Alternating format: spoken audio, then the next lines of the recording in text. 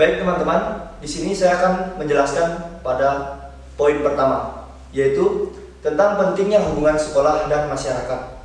Nah, di sini peserta didik di sekolah dapat membentuk suatu lingkungan pergaulan yang biasa kita sebut sebagai lingkungan sosial. Nah, kita ketahui dulu istilah sekolah ini. Jadi istilah sekolah di sini merupakan konsep yang luas, yaitu formal, mencakup lembaga pendidikan formal maupun pendidikan non formal. Nah, sedangkan istilah masyarakat merupakan konsep yang mengacu pada semua individu, kelompok, lembaga organisasi yang berada di luar sekolah dan sebagai lembaga pendidik. Nah, teman-teman, di sini menurut Saiful Bahri Zamarah, yaitu pada bukunya tahun 1994, disebutkan bahwa dalam lingkungan sosial ditemukan adanya kedudukan dan peranan tertentu. Nah, dalam kehidupan tersebut dan akan terjadinya suatu ikatan atau hubungan pergaulan atau seperti hubungan sosial. Nah, selain daripada itu ada beberapa pandangan menurut pandangan filosofis tentang hakikat sekolah itu sendiri dan hakikat masyarakat, yaitu bagaimana keduanya saling berhubungan. Yang pertama, sekolah adalah bagian yang integral dari masyarakat yang bukan merupakan lembaga yang terpisah dari masyarakat. Lalu yang kedua ada hak hidup dan kelangsungan hidup sekolah bergantung pada masyarakatnya. Lalu sekolah adalah lembaga sosial yang berfungsi untuk melayani anggota-anggota masyarakat dalam bidang pendidikan. Lalu ada kemajuan sekolah dan kemajuan masyarakat saling berhubungan, bergantungan, berkolerasi, keduanya saling membutuhkan. Lalu masyarakat adalah pemilik sekolah, karena sekolah ada berkat adanya masyarakat yang membutuhkan. Nah, teman-teman, di dalam buku administrasi yang kalian lihat di depan ini, itu dijelaskan pentingnya hubungan sekolah dan masyarakat, yaitu yang pertama, sekolah merupakan lembaga pendidikan yang harus mendidik generasi muda untuk mudah hidup di masyarakat. Lalu sekolah haruslah tepat pembinaan dan pengembangan pengetahuan dan kebudayaan sesuai dengan kehendak oleh masyarakat tempat sekolah yang didirikan. Lalu sebaliknya, masyarakat pun harus membantu dan bekerja sama dengan sekolah agar apa yang diperoleh dan dihasilkan sesuai kehendak yang dibutuhkan oleh masyarakatnya. Lalu mengikut sertakan masyarakat aktif dalam usaha memecahkan permasalahan-permasalahan yang ada di dalam pendidikan. Lalu yang terakhir ada partisipasi. Nah, partisipasi berhubungan dan atau bantuan secara konkret dari masyarakat, baik berupa finansial, material, untuk kelancaran sekolah. Lalu kita tinjau dari sudut pandang historis, hubungan antara sekolah dan masyarakat itu sangat penting. Yaitu yang pertama, dari sejarah. Kita ketahui bahwa pada zaman kolonial dulu, Belanda, sekolah-sekolah sengaja diisolasikan dari kehidupan masyarakat sekitarnya. Lalu yang kedua, dalam zaman kemerdekaan ini, sekolah merupakan lembaga pendidikan yang seharusnya mendidik generasi muda untuk hidup bermasyarakat. Lalu yang ketiga, sekolah haruslah tepat pembinaan dan pengembangan pengetahuan serta kebudayaan yang sesuai dan dikehendaki oleh masyarakat setempatnya. Lalu masyarakat harus membantu dan bekerja sama dengan sekolah agar apa yang diolah dan dihasilkan oleh sekolah sesuai dengan apa yang dikehendaki oleh masyarakat yang ada di lingkungan tersebut. Dan yang terakhir teman-teman, yaitu pentingnya hubungan sekolah dan masyarakat dapat pula kita kaitkan dengan yaitu semakin banyak isu yang berupa kritikan atau lain sebagainya dari masyarakat tentang tidak sesuainya produk sekolah, kebutuhan tentang pembangunannya. Nah, baik teman-teman, jadi itu adalah poin pertama dari kelompok kami, yaitu tentang pentingnya hubungan sekolah dan masyarakat. Terima kasih, Namo Buddhaya. Baiklah, di sini saya akan melanjutkan materi kedua tentang tujuan hubungan sekolah dan masyarakat. Mengenai tujuan hubungan sekolah dan masyarakat, T. Sianifar meninjaunya dari sudut kepentingan kedua lembaga tersebut, yaitu kepentingan sekolah dan kepentingan masyarakat itu sendiri. Jadi di sini ada 4 tentang pengembangan penyelenggaraan hubungan sekolah dan masyarakat bertujuan untuk yang pertama, memelihara kelangsungan hidup sekolah. Yang kedua, meningkatkan mutu pendidikan di sekolah yang bersangkutan. Yang ketiga, memperlancar proses belajar mengajar. Dan yang keempat, memperoleh dukungan dan bantuan dari masyarakat yang diperlukan dalam pengembangan dan pelaksanaan program sekolah. Sedangkan jika ditinjau dari kebutuhan masyarakat itu sendiri, tujuan hubungan sekolah dengan masyarakat ini adalah yang pertama, memajukan dan meningkatkan kesejahteraan masyarakat, terutama dalam bidang mental spiritual. Yang kedua, memperoleh bantuan sekolah dalam memecahkan berbagai masalah yang dihadapi oleh masyarakat. Dan yang ketiga, menjamin relevansi program sekolah dengan kebutuhan masyarakat. Yang keempat, memperoleh kembali anggota-anggota masyarakat yang makin meningkatkan kemampuannya. Secara lebih konkret lagi, tujuan diselenggarakan hubungan sekolah dan masyarakat adalah yang pertama, mengenalkan pentingnya sekolah bagi masyarakat. Yang kedua, mendapatkan dukungan dan bantuan moral maupun finansial yang diperlukan bagi pengembangan sekolah. Yang ketiga, memberikan informasi kepada masyarakat tentang isi dan pelaksanaan program sekolah. Yang keempat, memperkaya atau memperluas program sekolah sesuai perkembangan dan kebutuhan masyarakat.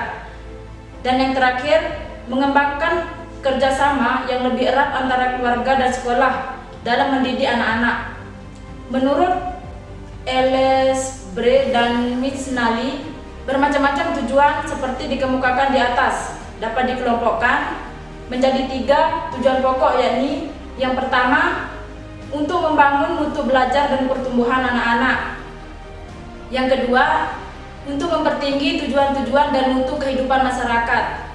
Yang ketiga, untuk mengembangkan pengertian antusiasme masyarakat dalam membantu pendidik yang diselenggarakan oleh pemerintah. Jadi ketiga tujuan pokok tersebut dapat dijelaskan.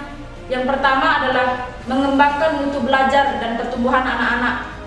Makin majunya konsep-konsep pendidikan menunjukkan kepada para pendidik, terutama guru-guru sekolah, agar pendidik dan pengajaran tidak lagi subjek mother centered, tetapi hendaknya community life centered, tidak lagi berpusat pada buku, akan tetapi berorientasi kepada kebutuhan kehidupan di dalam masyarakat. Jadi pendidikan yang demikian mengandung implikasi-implikasi yang berhubungan dengan masyarakat. Yang pertama, personil sekolah, terutama guru-guru, perlu mengetahui benar-benar kondisi-kondisi masyarakat lingkungan hidup anak-anak yang sangat penting bagi program pendidik, seperti lingkungan alam tempat anak itu hidup, macam-macam masalah pendidikan yang timbul dalam masyarakat itu. Yang kedua, kepala sekolah dan guru-guru hendaknya selalu untuk dapat bekerja sama dan memanfaatkan sumber-sumber di dalam masyarakat yang diperlukan untuk berkarya program sekolah. Yang ketiga, sekolah hendaknya dapat bekerja sama dengan organisasi-organisasi dan instansi-instansi lain di dalam masyarakat yang pendidikan anak-anak. Dan yang keempat, guru-guru hendaknya selalu mengikuti perkembangan masyarakat dan selalu siap memahami dan mengkaji sumber-sumber masyarakat yang dapat dimasukkan ke dalam rencana perkembangan pendidikan.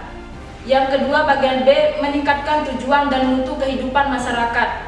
Di dalam masyarakat demokratis, sekolah seyoginya dapat menjadi dirinya sebagai pelopor dan pusat perkembangan bagi perubahan-perubahan masyarakat di dalam bidang-bidang kehidupan, ekonomi, kebudayaan, teknologi, dan sebagainya. Seperti pernah dikemukakan oleh Profesor Dr. Bakhtiar Rifai dan Ir.S. Sudarmadi, MSc, dalam ulasannya mengenai sekolah pembangunan yang telah dirintis di Indonesia sejak tahun 1972. Sekolah pembangunan harus dapat memenuhi persyaratan. Persyaratan yang pertama, sesuai dengan ajas pendidikan seumur hidup. Sekolah hendaknya formal dan juga pendidikan fungsi. mampu memberikan pendidikan formal dan juga pendidikan non formal, baik untuk para pemuda maupun untuk orang dewasa, pria ataupun wanita. Yang kedua, sekolah hendaknya mempunyai kurikulum, metode mengajar, serta evaluasi dan program yang menyenangkan, merangsang dan cocok dengan tujuan pendidikan. Yang ketiga, sekolah hendaknya merupakan bagian integral dan masyarakat sekitarnya dan berorientasikan kepada pembangunan dan kemajuan. Yang keempat, sekolah hendaknya mempunyai mekanisme untuk menjamin terpeliharanya dialog yang kontinu antara sekolah, orang tua, murid, masyarakat, dan juga dialog intersekolah dan antar sekolah. Dari apa yang dikemukakan di atas dapat disimpulkan bahwa berbeda dengan sekolah tradisional seperti yang kita miliki sekarang ini, sekolah pembangunan lebih merupakan community center atau lebih spesifik lagi pusat kegiatan belajar masyarakat, walaupun tidak tertutup kemungkinan untuk memakai fasilitas-fasilitas untuk reaksi balai budaya ataupun pertemuan dan rapat-rapat anggota masyarakat di sekitarnya. Yang ketiga, bagian C, mengembangkan pengertian, antusiasme, dan partisipasi masyarakat. Jadi hal tersebut paling penting, apalagi bagi masyarakat kita di Indonesia yang pada umumnya masih belum begitu menyadari bahwa tugas dan tanggung jawab pendidikan anak-anak adalah juga tugas dan tanggung jawab masyarakat di samping sekolah dan pemerintah.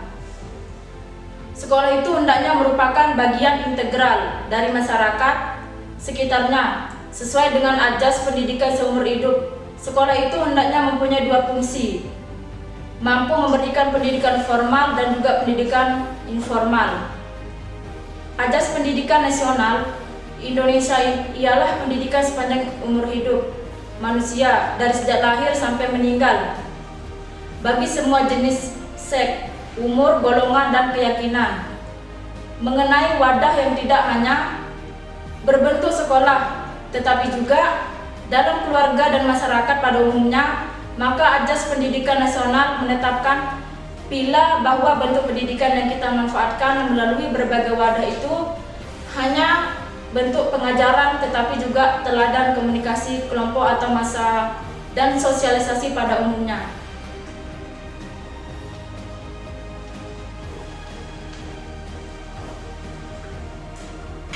Ya, teman-teman, di sini saya akan melanjutkan penjelasan dari teman-teman saya. Poin pembahasan saya kali ini adalah jenis-jenis hubungan antara sekolah dengan masyarakat. Tentu bahwa di kalangan setiap masyarakat berpikir bahwa hubungan sekolah dengan masyarakat itu sendiri berarti sebagai sesuatu yang sempit. Tetapi jika kita melihat bahwa hubungan sekolah dan masyarakat ini sangat luas. Hubungan antara sekolah dan masyarakat tidak hanya dalam mendidik peserta didik saja, melainkan ada hubungan lain yang sekiranya ini sangat penting bagi sekolah dengan masyarakat. Hubungan sekolah dan masyarakat ini memiliki arti yang sangat luas, yang dimana bahwa di sini terdapat 3 hubungan antara hubungan sekolah dengan masyarakat. Yang pertama adalah hubungan edukatif, yang dimana bahwa hubungan edukatif ini adalah hubungan antara sekolah dengan orang tua murid atau keluarganya. Artinya di sini bahwa sekolah dan orang tua di rumah sama-sama dalam mendidik anak didik atau peserta didik. Tidak hanya menyerahkan kepada sekolah saja, tetapi orang tua juga memiliki peran penting di dalam mendidik anak di rumah. Nah, dengan adanya hubungan ini diharapkan tidak adanya kesenjangan antara pihak orang tua atau keluarga dengan pihak sekolah, yang dimana bahwa ketika sekolah mengajarkan demikian hal yang berbeda dari apa yang diajarkan oleh orang tua, nantinya sekiranya mungkin tidak sesuai dengan etika maupun moral, ini akan menjadi satu kesenjangan antara sekolah dan masyarakat.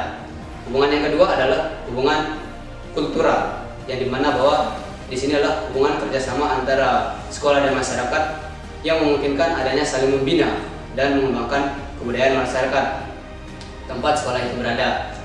Bisa kita lihat salah satu contoh adalah kita sebagai mahasiswa di sini melakukan PPM.